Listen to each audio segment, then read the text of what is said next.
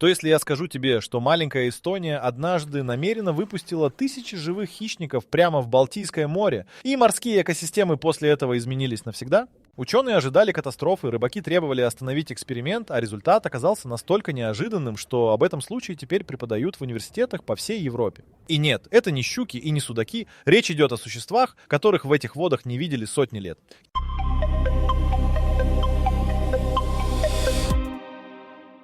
В 98-м эстонские биологи из Тартуского университета зафиксировали критический дисбаланс в прибрежной зоне Финского залива. Популяция трехиглой колюшки, мелкой рыбешки длиной не больше 5 сантиметров, выросла настолько, что буквально выедала зоопланктон быстрее, чем тот успевал восстанавливаться. Вода мутнела, водоросли гнили, а традиционные промысловые рыбы, лосось, треска, камбала исчезали с участков, где колюшка хозяйничала особенно агрессивно. Рыбаки из Пярну и Хаапсалу фиксировали падение улова на 60% за 5 лет. Решение, которое предложила группа под руководством профессора Туомаса Сааремя, звучало как научная фантастика. Завести в Балтийское море судаков, но не обычным способом, через рыборазводные заводы и постепенный выпуск молоди. Ученые предложили сбросить взрослых особей, хищников весом от 2 до 5 килограммов, прямо в открытую воду в количестве нескольких тысяч штук одновременно. Логика была простой. Взрослый судак немедленно начинает охотиться, тогда как молодь сама становится жертвой, и до охотничьего возраста доживает лишь малая часть. Министерство окружающей среды Эстонии выделило финансирование в 2001-м. Рыборазводные предприятия в Выру и Йигево вырастили партию из 8300 судаков. Каждую рыбу пометили акустическим маяком размером с таблетку, крошечный передатчик, вшитый в брюшную полость под местной анестезией. Это позволяло отслеживать перемещение каждой особи в реальном времени через систему гидрофонов, расставленных вдоль эстонского побережья. В мае 2002-го с борта 3 судов одновременно в разных точках залива выпустили всю партию. Очевидцы описывали это зрелище одинаково. Серебристая масса уходила вниз за считанные секунды, вода кипела от движения, а потом тишина. Местные рыбаки, наблюдавшие с берега, были уверены, что большинство рыб просто погибнет от стресса в течение первых суток. Биолог Кайдо Пярн, участвовавший в операции, позже рассказывал, что сам не был уверен в успехе. Подобного в таких масштабах в Балтийском регионе никто не делал. Первые данные с акустических маяков пришли через 6 часов после выпуска. Судаки не рассеялись хаотично. Они держались группами по 15-20 особей и методично двигались в сторону мелководья, где концентрация колюшки была максимальной. Через 3 суток приборы фиксировали активную охоту в 4 разных районах одновременно. Желудки первых пойманных для анализа особей были набиты колюшкой полностью. Но настоящий сюрприз ждал ученых не под водой, а на поверхности. Уже через 3 недели рыбаки из деревни Вормси сообщили о чем-то странном. Вода в их бухте, мутная и зеленая от водорослей последние несколько лет, начала светлеть. Прозрачность увеличилась с полуметра до почти 2 метров за 21 день. Это было физически невозможно по всем предыдущим расчетам. Ученые закладывали минимум полгода до появления первых видимых изменений.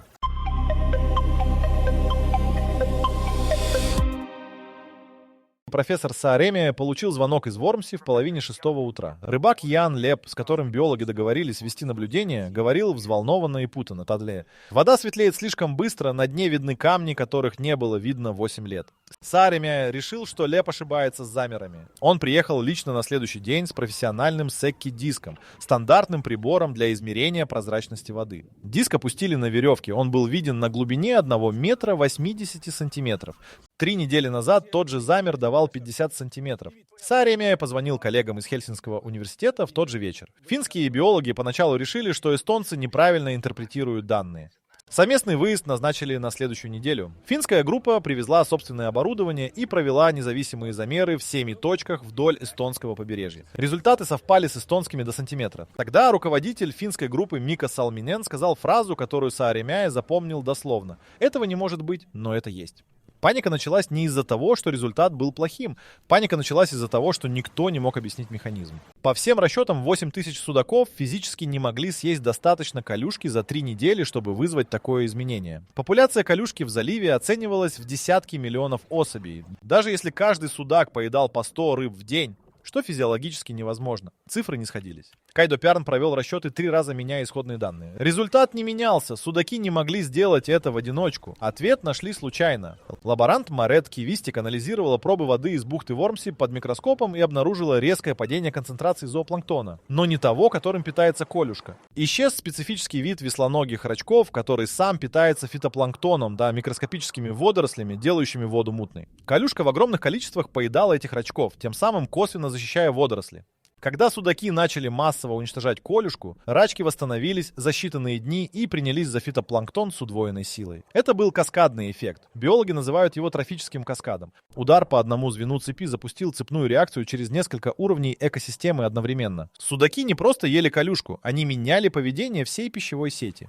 Колюшка, чувствуя давление хищника, начала держаться у поверхности и избегать глубоких участков, где концентрация рачков была максимальной. Рачки получили временное убежище и размножились в геометрической прогрессии. Группа Сааремия опубликовала предварительные результаты в августе 2002 в журнале «Морская экология». Статья вызвала немедленную реакцию. Не восхищение, а скептицизм. Шведские коллеги из Стокгольмского университета написали открытое письмо, в котором назвали интерпретацию данных преждевременной и методологически сомнительной. Немецкие биологи из Кильского университета потребовали предоставить сырые данные с акустических маяков для независимой проверки. Сааремия данные предоставил. Кильская группа проверяла их 2 месяца. Потом написала отдельную статью, в которой подтвердила эстонские выводы полностью. Но пока ученые спорили в журналах, на берегу разворачивалась совсем другая история. Рыбаки Финского залива начали замечать нечто, чего никто не предсказывал и что не входило ни в один исследовательский протокол.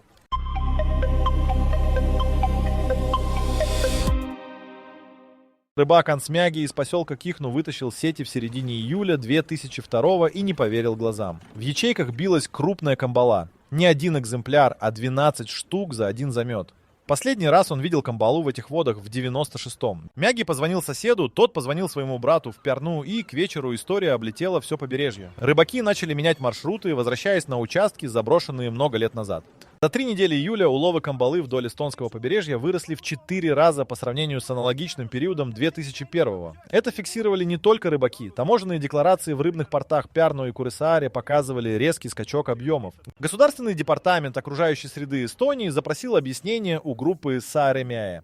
Ученые сами не имели готового ответа. Механизм выяснился через дополнительные замеры. Камбала – донная рыба, которая охотится на мелких беспозвоночных у дна. Колюшка в огромных количествах конкурировала с камбалой за один и тот же кормовой ресурс. Мезид – небольших ракообразных, живущих у дна.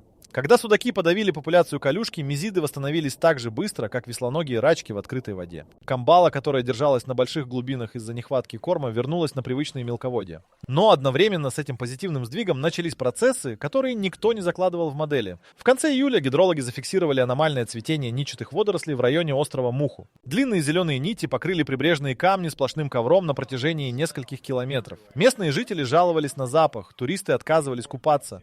Поначалу это списали на жаркое лето. Температура воды в июле 2002 была на 2 градуса выше нормы. Кайдо Пярн связал явление с экспериментом только в августе, когда обработал данные по питательным веществам в воде. Логика оказалась неожиданной. Колюшка, которую судаки поедали тысячами, разлагалась на дне и выделяла фосфор и азот. Питательные вещества, которые в норме колюшка удерживала в своем теле на протяжении всего жизненного цикла. 8000 судаков, уничтожая колюшку быстрее, чем экосистема успевала перерабатывать биомассу, фактически устроили массовый выброс удобрений прямо в воду. Нитчатые водоросли получили питательный взрыв и отреагировали немедленно. Это был первый признак того, что эксперимент выходит за пределы запланированного сценария. Сааремяe созвал экстренное совещание группы в Тарту 23 августа. На столе лежали распечатки с 37 показателями, которые изменились за 3 месяца. Часть в ожидаемом направлении, часть в прямо противоположном, часть в направлениях, которые модели вообще не предусматривали. Биолог Эви Леб, специалист по водным беспозвоночным, указала на данные по популяции речного рака в прибрежных зонах. Численность упала на 40% за 2 месяца без видимой причины. Судаки раков не едят, колюшка раков не ест. Связь была неочевидна. Связь нашли через неделю. Рачки, восстановившиеся после исчезновения колюшки, начали конкурировать с личинками речного рака за микроскопические водоросли на каменистом дне. Рачки размножались быстрее и вытесняли личинок с кормовых участков. Личинки гибли от голода на первой стадии развития, не достигая возраста, когда рак начинает питаться более крупной пищей. Взрослые раки продолжали жить, но пополнение популяции фактически остановилось. К сентябрю 2002 счет изменившихся показателей достиг 51. Экосистема Финского залива реагировала на вмешательство как единый организм, и каждое изменение порождало 3 новых. Министерство окружающей среды потребовало немедленного доклада. Сааремяe написал его за 4 дня. В разделе «Риски» он использовал формулировку, которую раньше никогда не применял в официальных документах. Ситуация вышла из-под контроля наблюдения, но не из-под контроля природы.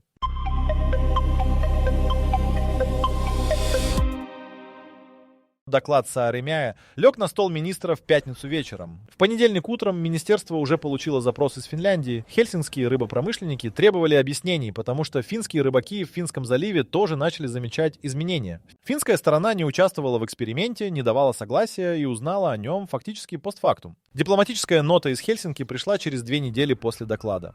Но пока дипломаты переписывались, произошло то, что полностью изменило характер всей истории. В октябре 2002-го рыбак Урмас Виик из Нарва ЕСУ вытащил в сети существо, которое не мог опознать. Длиной около метра, серебристое, с характерной вытянутой мордой, оно было живым и билось в ячейках. Виик сфотографировал его на пленочный фотоаппарат и отвез в живом виде в местную школу, где учитель биологии немедленно позвонил в Тартуский университет. Это была обыкновенная рыба-меч, вид, который в Балтийском море не регистрировался с 18 века. Фотографии оказались на столе Сааремяя через 3 дня. Он переслал их коллегам в Копенгаген и Росток с одним вопросом: возможно ли это? Датский ихтиолог Нильс Бьернсон ответил через час. Теоретически возможно, если температура воды повысилась и кормовая база резко улучшилась. Оба условия в Финском заливе осенью 2002 выполнялись одновременно. Аномально теплая вода плюс взрывной рост популяции мелкой рыбы после каскадных изменений.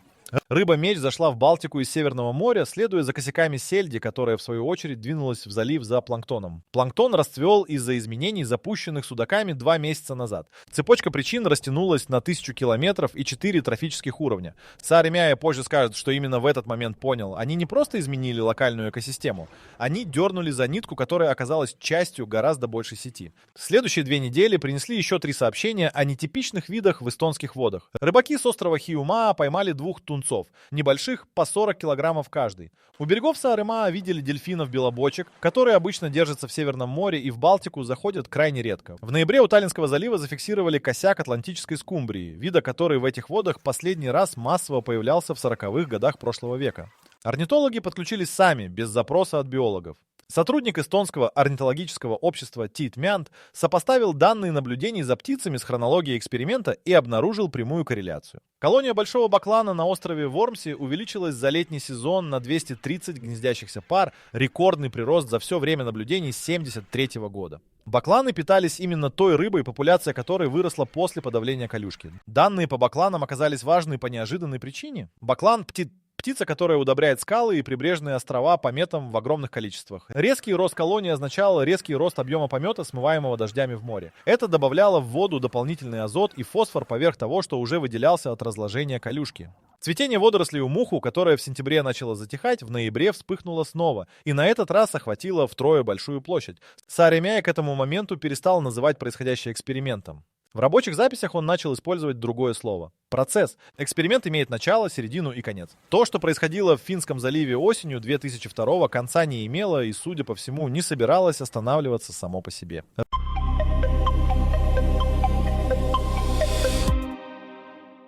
Союз эстонских рыбаков собрал экстренное собрание в Пярну 28 ноября 2002. В зале районного культурного центра сидели около 120 человек. Капитаны судов, владельцы рыболовецких хозяйств, представители береговых кооперативов от Нарвы до Курисаары. Сааремяя пригласили выступить. Он приехал с 2 коллегами и папкой графиков. Выступить ему дали ровно 7 минут. Потом слово взял Прито Ясо, капитан с 20-летним стажем из Хаапсалу, которого рыбаки выбрали своим представителем заранее. Ясо положил на трибуну 2 листка. На первом были цифры его личного улова за последние 5 лет с разбивкой по месяцам. На втором – счета за топливо, сети и аренду причала за тот же период. Он не произнес ни одного научного термина. Он просто сказал: в 98-м я зарабатывал достаточно, чтобы купить новую лодку. В 2001-м я зарабатывал достаточно, чтобы починить старую. В 2002-м я не заработал достаточно, чтобы заплатить за зимнее хранение. Зал молчал секунд 10. Потом начались вопросы, которые были скорее обвинениями. Рыбак с острова Кихну спросил, кто несет ответственность за гибель речного рака. Его хозяйство специализировалось именно на раке и потеряло за осень треть годового дохода. Владелец туристической базы у Муху спросил, кто компенсирует убытки от цветения водорослей. Он закрыл сезон на 3 недели раньше из-за жалоб туристов на запах. Представитель кооператива из Нарва ЕСУ спросил прямо: «Вы вообще думали о последствиях, прежде чем выпускать этих рыб?» Сааремяя ответил честно. Последствия просчитывались, но не все. Это не успокоило зал. Рыбак из Пярну встал и сказал, что ученые провели эксперимент на чужом рабочем месте без спроса. Аплодисменты были долгими. Петиция с требованием остановить эксперимент и выловить всех выпущенных судаков собрала подписи за 4 дня. Под ней стояло 873 подписи, почти все профессиональные рыбаки эстонского побережья. Документ передали в Министерство окружающей среды и одновременно в парламентскую комиссию по природным ресурсам. Депутат от прибрежных районов Март Лаар-младший, однофамилец, но не родственник бывшего премьера, объявил о намерении поднять вопрос на пленарном заседании. Министерство оказалось между двух позиций. С одной стороны, научная группа, которая утверждала, что процесс идет в целом позитивном направлении и прерывать его значит потерять все результаты. С другой, но почти 1000 человек с конкретными финансовыми потерями и политическим представителем в парламенте. Чиновник департамента рыболовства Леа Там написала внутреннюю записку, которая позже стала публичной через журналистский запрос. Наука говорит подождать. Избиратели говорят действовать. Министерство не может делать оба дела одновременно. Финские дипломаты к декабрю сформулировали официальную претензию. Хельсинки указывал, что изменения в Финском заливе затрагивают воды, находящиеся под финской юрисдикцией, и Эстония провела воздействие на общий водоем в одностороннем порядке. Финская сторона не требовала компенсации. Пока. Она требовала консультаций и совместного мониторинга.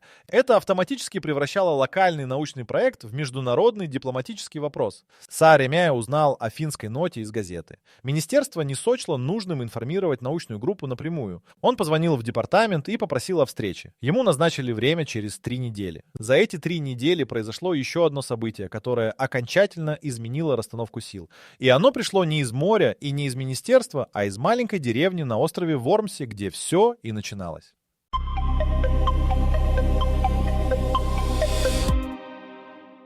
Ян Леп, тот самый рыбак с Вормси, который первым сообщил о светлеющей воде, обнаружил мертвых судаков утром 18 декабря. Ни одного и ни двух. Вдоль береговой линии бухты на протяжении примерно километра лежало около 40 крупных рыб. Он обошел берег пешком, считал сам, записал в блокнот. Позвонил в университет в 9 утра.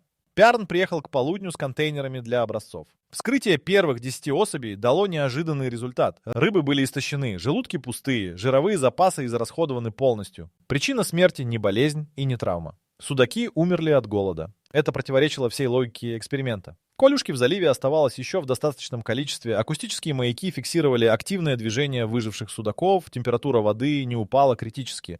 Пярн отправил образцы ткани в лабораторию и вернулся на материк с одним вопросом, на который не имел ответа. Почему сытая рыба умирает от голода? Ответ пришел из лаборатории через 10 дней и оказался настолько неожиданным, что Пярн перечитал заключение 4 раза.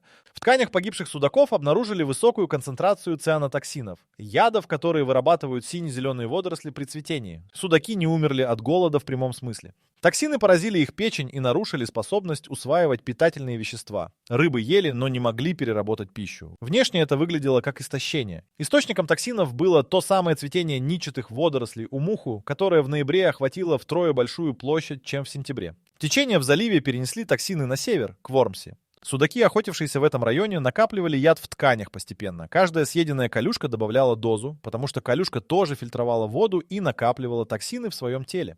Это называется биоаккумуляция. Каждое звено пищевой цепи концентрирует вещество сильнее предыдущего. Пярн подсчитал, что судак, съевший за день стандартную норму колюшки из зараженного района, получал дозу цианотоксинов, достаточную для хронического отравления, за 3-4 недели. Именно столько времени прошло между началом второй волны цветения и первыми мертвыми рыбами на берегу Вормси. К концу декабря мертвых судаков находили уже в 4 разных районах побережья. Общее число погибших особей, которых удалось обнаружить и учесть, составило около 300. Сколько погибло на дне, неизвестно. Акустические маяки перестали подавать сигнал один за другим, часть рыб погибла, часть ушла в более глубокие и чистые воды к северу, за пределы зоны покрытия гидрофонов. Из 8300 выпущенных судаков к январю 2003 маяки фиксировали активность лишь около 900 особей. Остальные либо погибли, либо покинули зону наблюдения, либо их маяки вышли из строя после нескольких месяцев работы. Плановый ресурс передатчиков составлял 8 месяцев. Эксперимент технически перестал быть контролируемым, ученые больше не знали, где находится большинство рыб и живы ли они. Именно эти данные Сааремяя положил на стол чиновникам министерства на встрече в январе 2003-го. Он не пытался преуменьшить масштаб произошедшего. Он сказал прямо: выпущенные судаки запустили процесс, который теперь развивается по собственным законам. Остановить его невозможно, потому что можно только наблюдать и реагировать. Чиновник департамента спросил, что значит реагировать. Сааремяя ответил, что это именно тот вопрос, на который у него пока нет ответа, но он знает, кто может помочь его найти. И этот человек жил не в Эстонии.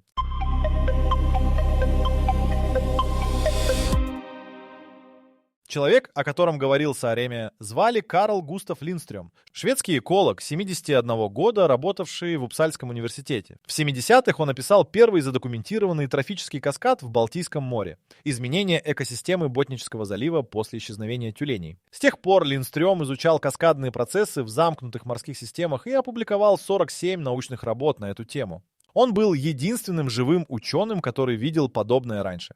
Сааремия написал ему письмо в январе 2003-го. Линдстрём ответил через 2 дня. Он уже читал эстонские публикации и хотел приехать. Они встретились в Таллине в феврале. Линдстрём провел в Эстонии 12 дней, изучил все данные и взял с собой копии полного массива измерений за 8 месяцев. Его заключение пришло в марте. Оно было длиной в 40 страниц, но ключевой вывод умещался в одном абзаце. Линдстрём писал, что эстонский эксперимент запустил не один каскад, а 3 одновременно – пищевой, химический и миграционный. Пищевой каскад через судаков и колюшку уже описала группа Сааремия. Химический каскад через цветение водорослей и цианотоксины тоже был задокументирован, но третий, миграционный, только начинался. И именно он определит долгосрочные последствия. Миграционный каскад работал так. Нетипичные виды – тунцы, рыба-меч, скумбрия, дельфины – зашли в Балтику за кормом. Часть из них останется и будет конкурировать с местными видами за ресурсы. Другая часть уйдет, но оставит метки в поведении своих популяций. Косяки, единожды нашедшие богатый кормовой район, возвращаются туда в следующем сезоне. Это означало, что Балтийское море в ближайшие годы будет получать регулярные визиты видов, которые раньше сюда не заходили. Линдстрём особо отметил один факт, который эстонские ученые зафиксировали, но не оценили по достоинству. Атлантическая скумбрия, замеченная у Таллинского залива в ноябре, появилась там не случайным косяком. Гидрофоны зафиксировали ее присутствие в течение 18 дней подряд. Это означало оседание, а не транзит. Скумбрия нашла в заливе достаточно корма, чтобы остаться на 3 недели. Беспрецедентный срок для этого вида в данных водах. Пока Линдстрём писал свое заключение, данные мониторинга за февраль 2003-го принесли новую неожиданность. Популяция колюшки, ради подавления которой все затевалось, начала восстанавливаться и делала это с аномальной скоростью. За 3 зимних месяца численность выросла на 30% относительно минимума, зафиксированного в октябре. Причина была прямолинейной и от этого особенно неприятной. Судаки, которые должны были держать колюшку под контролем, массово погибли или ушли из залива. Давление хищника исчезло, и колюшка воспользовалась этим немедленно. Кайдо Пярн нанес данные на график и показал Сааремия. Если темп восстановления сохранится, к маю популяция колюшки вернется к уровню до начала эксперимента. Все, чего добились за 8 месяцев, будет обнулено за 4. При этом экосистема уже изменилась необратимо. Новые виды присутствуют в заливе, химический состав воды другой, поведенческие паттерны птиц и рыб сдвинулись. Возврата к состоянию 2001 года не будет, но и стабильного нового состояния тоже нет. Линдстрём, узнав о восстановлении колюшки, позвонил Сааремия и сказал, что это ожидаемо и даже необходимо. Он объяснил, система ищет новое равновесие, и колюшка является частью этого равновесия. Полное уничтожение колюшки было бы катастрофой, она занимает в экосистеме нишу, без которой рухнут другие цепочки. Задача никогда не должна была состоять в уничтожении вида. Задача должна была состоять в регуляции. Сааремия ответил, что именно так и было написано в исходном протоколе. Линдстрём помолчал и сказал, тогда эксперимент идет правильно, просто никто не ожидал, что правильно — это так некомфортно. В апреле 2003-го Европейская комиссия по рыболовству запросила у Эстонии полный отчет. Эксперимент, начинавшийся как локальный проект Тартусского университета с бюджетом в 200 тысяч крон, превратился в предмет внимания международных организаций. И именно в этот момент выяснилось, что самое важное последствие произошло не в воде, а на суше.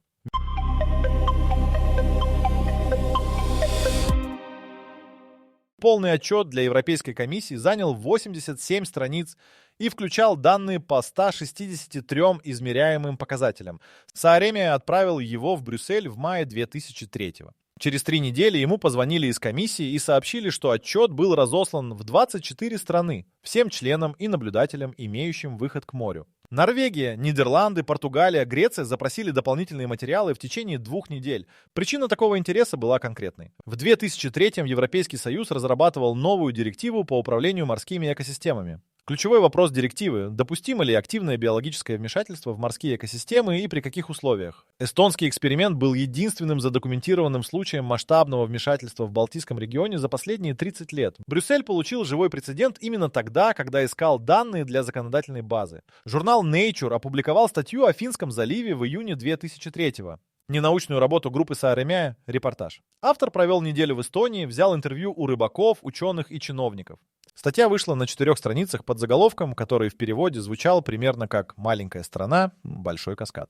Тираж номера разошелся за 2 дня. Сааремяя получил 118 писем от ученых из 31 страны за первую неделю после публикации. Среди этих писем было одно из Новой Зеландии. Биолог Питер Хокинг описывал ситуацию в прибрежных водах Южного острова, где инвазивный вид морского ежа уничтожал водорослевые леса. Хокинг спрашивал, можно ли применить эстонский подход, выпустить природного хищника морского ежа, калана, которого в этих водах истребили в 19 веке. Письмо из Канады описывало коллапс популяции трески в Ньюфаундленде и спрашивало, не является ли трофический каскад причиной того, что треска не восстанавливается даже после введения моратория на вылов. Письмо из Японии касалось Японского моря. Сааремяя отвечал на письма по вечерам после основной работы. К августу переписка занимала у него 3 часа в день. В сентябре 2003-го в Таллине прошла конференция, которую организовали в спешке за 6 недель. Обычно подобные мероприятия готовят год. Приехали 140 ученых из 19 стран. Линдстрём выступал первым. Он сказал, что эстонский эксперимент сделал для понимания трофических каскадов больше, чем 20 лет теоретических исследований, потому что он был неконтролируемым. Именно неконтролируемость дала данные, которые невозможно получить в лабораторных условиях или при строго регламентированном полевом исследовании. Это заявление вызвало острую дискуссию. Американский эколог Джеймс Тербор из Принстонского университета встал и сказал, что называть провал контроля научным достоинством значит оправдывать безответственность. Он напомнил о мертвых судаках на берегу Вормсии, о погибших личинках рака, о финансовых потерях рыбаков. Зал разделился. Спор продолжался 2 часа и не завершился консенсусом. Но именно этот спор, зафиксированный в материалах конференции, лег в основу 2 статей Европейской директивы по морским экосистемам, принятой в 2004. Статья 19 разрешала биологическое вмешательство в морские экосистемы при наличии научного обоснования и международного согласования. Статья 20 обязывала все страны при планировании подобных вмешательств проводить оценку каскадных рисков по протоколу, разработанному на основе эстонского опыта. Протокол официально назвали Таллинской процедурой. Рыбак Приита Ясо из Хаапсалу, тот, кто выступал против ученых на собрании в ноябре 2002 с листками о своих доходах, узнал о Таллинской процедуре из местной газеты. Он позвонил в редакцию и сказал одну фразу, которую журналист записал и опубликовал. Значит, нас использовали как подопытных, но хотя бы записали результаты.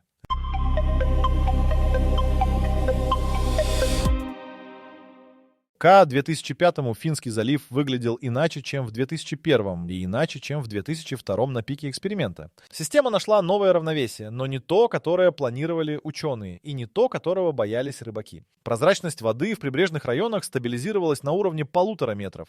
Вдвое лучше, чем до эксперимента, но хуже пикового показателя лета 2002-го. Популяция колюшки восстановилась, но не до прежних значений. Она держалась примерно на 60% от максимума 1998 года. Улов камбалы у эстонского побережья в 2005-м превысил показатели 96-го, последнего года, когда рыбаки считали ситуацию нормальной. Анс Мяги с острова Кихну, первым поймавший камбалу в июле 2002-го, в 2005-м купил новую лодку. Он не связывал это публично с экспериментом, но в интервью местному телевидению сказал, что море успокоилось и вернулось. Речной рак так и не восстановился до прежних значений. Хозяйство на острове Кихну, потерявшее треть дохода в 2002-м, переориентировалось на камбалу и судака. Государственная компенсация за потери от эксперимента была выплачена семихозяйствам в 2004-м, и общая сумма составила около 800 тысяч крон. Это был первый случай в эстонской юридической практике, когда государство выплатило компенсацию за ущерб от собственного научного проекта. Атлантическая скумбрия появилась в Финском заливе снова в мае 2004-го. Именно там, где ее видели в ноябре 2002-го, Линдстрём оказался прав. Косяк вернулся на найденное кормовое место. В 2005-м скумбрию в этом районе фиксировали уже 3 за сезон. Финские рыбаки начали ее целенаправленно ловить. Вид которого в финских водах не было десятилетиями, превратился в коммерческий ресурс. Сааремяя подвел итоги в статье, опубликованной в 2006-м в журнале «Экология моря». Он написал, что эксперимент достиг исходной цели – подавления колюшки и улучшения состояния воды, но способом, который никто не предсказывал, через механизмы, которые никто не закладывал, с побочными эффектами, часть которых оказалась позитивной, часть негативной, а часть просто новой. Он использовал термин «управляемая непредсказуемость» и предложил считать его рабочим принципом биологического вмешательства в сложные экосистемы. Этот термин вошел в Таллинскую процедуру как официальное понятие. 23 страны к 2010 году применяли процедуру при планировании морских биологических проектов. Новая Зеландия провела реинтродукцию калана по протоколу, разработанному на основе эстонского опыта. Канада использовала каскадный анализ при изучении причин непристановления популяции трески. Ну что, кто бы мог подумать, что управляемая непредсказуемость может привести привести к новым рыбакам и скумбрии в меню. Если вам интересно, как еще экосистемы могут удивлять, загляните на наш сайт wideori.com по ссылке в описании. Ян Леп с острова Вормси, рыбак, который первым позвонил в университет с новостью о светлеющей воде. В 2008 получил письмо от Тартусского университета. Его приглашали на церемонию присвоения Сааремяя звания почетного профессора. В письме была приписка от самого Сааремяя. Без звонка в половине 6 утра ничего из этого не было бы задокументировано вовремя. Леп на церемонию не поехал. Был сезон, некогда. Но письмо сохранил. Ответ на вопрос, с которого все началось, там, зачем Эстония сбросила тысячи хищников в Балтийское море, оказался проще и сложнее одновременно. Сбросили, чтобы исправить одну проблему. Получили 51 новую, из которых 38 решились сами, 9 потребовали вмешательства, и 4 остались как постоянные изменения экосистемы. Итоговый баланс